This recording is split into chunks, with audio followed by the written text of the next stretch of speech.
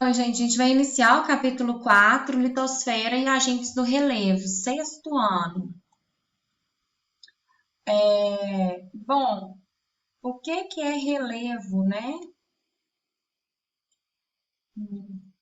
Relevo nada mais é do que o conjunto das formas da crosta terrestre, manifestando-se desde o fundo dos oceanos até as terras emersas. O que são terras emersas? São as terras que estão afora do oceano, né, para fora da água. As terras imersas é aquelas que estão abaixo do nível da água. Encontramos formas diversas de relevo, né, como montanhas, planaltos, planícies, depressões, cordilheiras, morros, serras, icebergs, vulcões, vales, abismos, entre outros.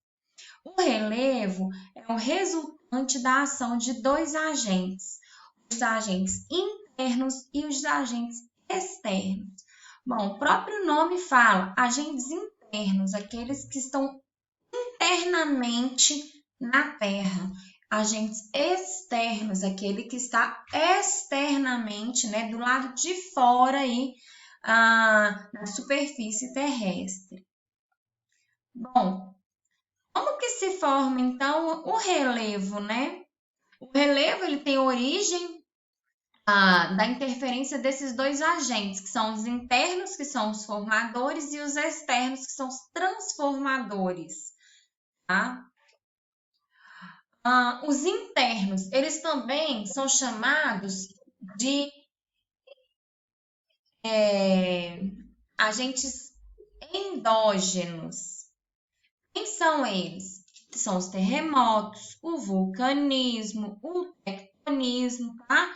Então, os terremotos são, na verdade, tudo isso, terremoto, vulcanismo, tectonismo, ele é proveniente de quê, pessoal? De movimentos de placas tectônicas, tá? Então, terremotos são placas, ou elas estão em movimentos convergentes, ou divergentes, ou transformantes. O vulcanismo também se dá por quê? Por causa da ascensão do magma.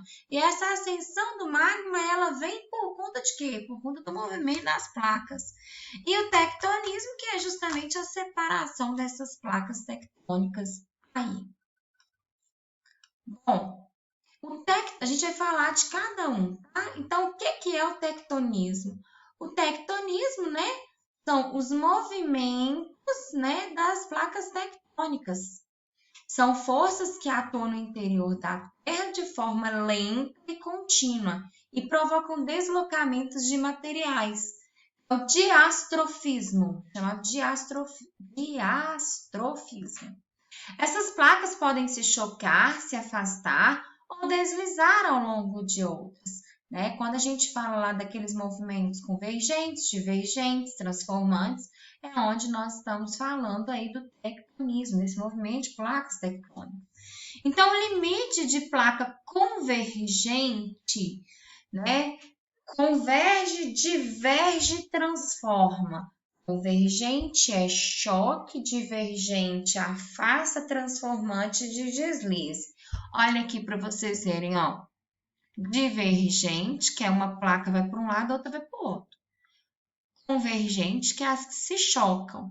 E as transformantes, ok? Então, vamos lá. Já o vulcanismo é um magma que superaquece, né, e acende por convecção térmica das zonas mais profundas e rompe a camada superficial em determinados pontos do manto terrestre. Olha só, o vulcanismo, ele nada mais é do que o magma em ascensão. Ele vai subir, ele vai tendo uma pressão tão grande que ele rompe a superfície, né? É claro, porque as placas elas também têm os movimentos dela. Então, ela rompe a superfície, né, causando aí a erupção, né, a ascensão desse magma aí pelo cano do vulcão aí. E ele pode, gente, pode ser, professor, em cima, na superfície terrestre, claro, mas pode também ser dentro do oceano, com certeza, tá? Bom, Aí a gente fala do outro, né? Do outro agente interno, que são os abalos sísmicos, ou também chamados de terremotos, onde há um fenômeno de vibração de busca passageira da superfície da Terra. O que acontece? Nós temos aqui uma placa tectônica, duas placas tectônicas. E elas fazem o quê? Elas se convergem, elas se transformam, né? Elas fazem um movimento transformante, uma para cima, outra para baixo, uma desliza sobre a outra. Olha o que vai acontecer. A partir do momento que ela tem esse deslize, existe o chamado hipocentro, que é onde há o atrito. E esse atrito faz com que haja as ondas sísmicas. Havendo as ondas, isso é lá dentro da Terra, hein, gente? Lá na placa, lá no meio da placa.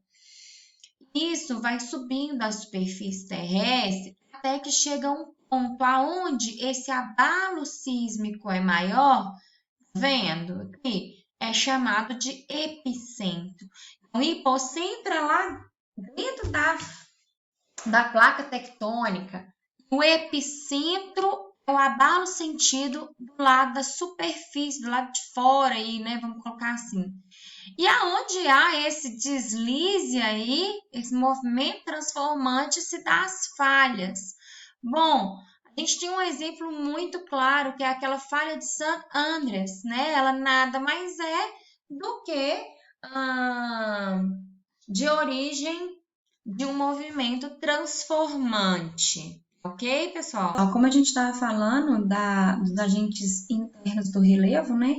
É só um videozinho que eu achei, uma animação que mostra como que se formou o Himalaia, né? É um dobramento, é um movimento das placas tectônicas, aí um movimento de convergência. Então, vamos lá, ele é 13 segundinhos, muito rápido. Então, olha, a placa vem e ela vai empurrando, a outra entra em choque, vai se dobrando. Então, gente, os abalos sísmicos ou terremotos, né? Como eu disse, são provenientes aí de movimentos transformantes.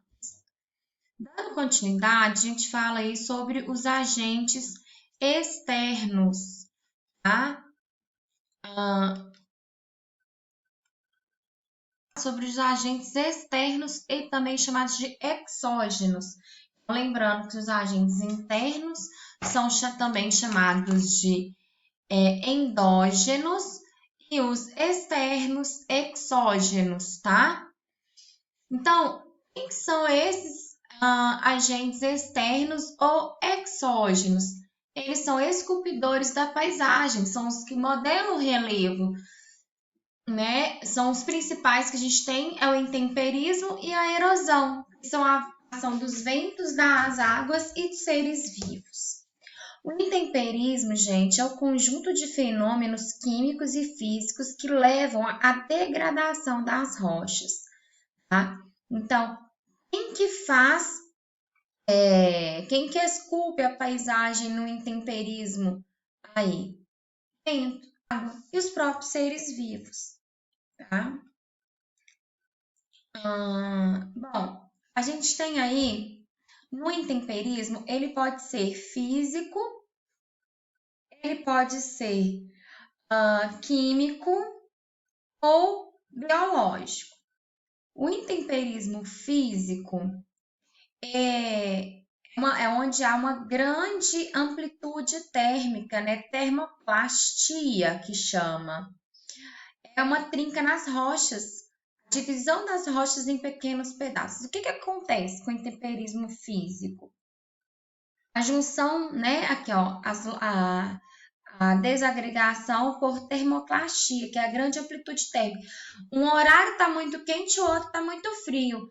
Então, você já ouviu a mãe falando que não, gente, não toma coisa quente, depois bebe água gelada que estraga os dentes? Então, termoplastia é quando, justamente igual a mãe fala lá, meu filho, não toma sopa e depois toma refrigerante que estraga os dentes, é a mesma coisa. A rocha, ela recebe muito calor e logo depois ela recebe uma grande quantidade de frio. que vai acontecendo? Ela vai quebrando, né? Ela vai vai sofrendo esse intemperismo. Então, esse é o intemperismo físico, tá?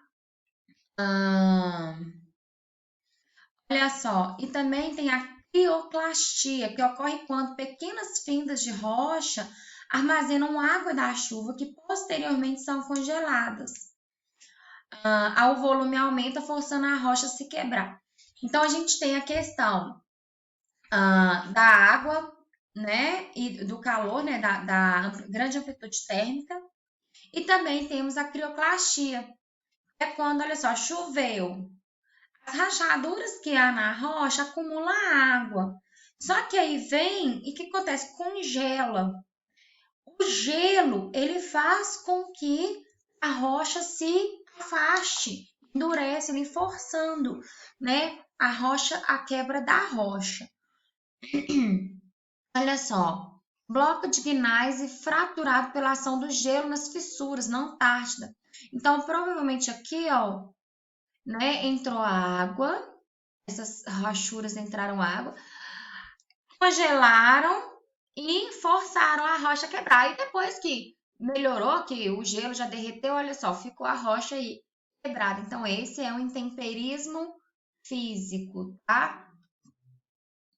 Olha, outro tipo de intemperismo físico também, né, é o desgaste das rochas pela ação da água e do vento. Então, na figura 1, é a erosão, né, desgaste das rochas decorrente da ação dos ventos. Observe a figura 1 aqui, onde a gente tem, né, vamos colocar que aqui seja um mar, né, e uma formação de relevo. Com o tempo, não só aqui em cima, olha, foi desgastado, mas aqui também. Aqui foi com a ação da água, do vento, e aqui, né, também da água do vento. Sabe aquele estado? Água mole em pedra dura, tanto bate que até que fura? Então, é isso que acontece. Olha, então a gente já tem aqui, a água vai, né, cavando, até que chega um ponto que cai e há esse tipo de erosão aí. Então, esse é o intemperismo físico. Bom, o intemperismo químico é um conjunto de reações químicas que alteram os minerais que compõem as rochas. Então, a gente tem aí as reações químicas que acontecem na superfície do planeta, que é a rocha com a água, ocorre com mais intensidade em climas úmidos e quentes, onde o calor é catalisador, tá? A dissolução talvez represente o primeiro estágio do processo de temperismo químico, determinados minerais ou rochas, onde mais facilmente dissolvidos pela água do que outras. Halita, calcita, dolomito, gipso, calcário são particularmente suscetíveis à dissolução. Tais minerais, via de regra, são facilmente solúveis em água. Outros minerais são mais resistentes ou menos insolúveis. Em condições normais, o quartzo, como referimos, é praticamente insolúvel. Geralmente, um aumento de temperatura contribui para a maior solubilidade dos minerais. Então, a partir do momento que o mineral ele entra em contato com a, a água e ele sofre algum tipo de transformação, é chamado de intemperismo químico. E por último, gente, o intemperismo biológico, que consiste na desagregação física e na composição química das rochas causada pelos organismos vivos. Então, é onde os organismos vivos, olha só, a formiga, ela consegue fazer aí a desagregação química, a desagregação, desculpa, das rochas, tá? A formiga, tatu, minhoca, todos esses animais fazem parte do processo do intemperismo biológico. Beleza?